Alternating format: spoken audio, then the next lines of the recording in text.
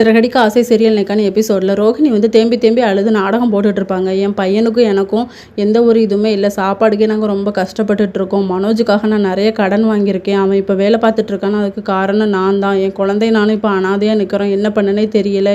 என் பையன் படிப்புக்கு கூட என்னால் செலவு பண்ண முடியல ஐயா அப்படின்னு சொல்லி ரொம்ப ஃபீல் பண்ணுவாங்களா.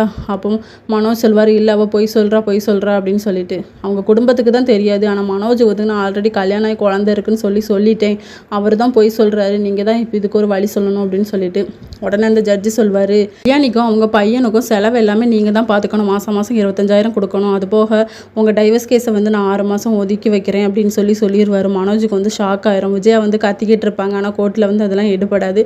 வெளியே வந்து ஆன்ட்டி எப்படின்னா அப்படின்னு சொல்லிட்டு, மனோஜ் மாதம் கரெக்டாக அமௌண்ட்டை அமுச்சு விட்டுரு அப்படின்னு சொல்லிட்டு போயிடுவாங்க.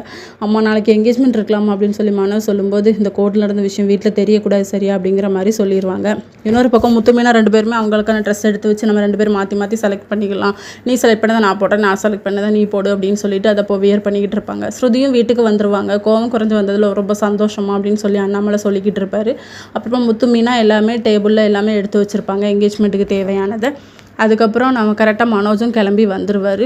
அதுக்கப்புறம் வந்து ஸ்வேதா பொண்ணும் வந்துடும். நான் காலையில் அவங்கள போய் ஏர்போர்ட்டில் பிக்கப் பண்ணிட்டு வந்துடுறேன், கொஞ்சம் நேரத்தில் வந்துடுவாங்க அப்படின்னு சொல்லி இதோட இன்னைக்கான எபிசோட் முடியுது.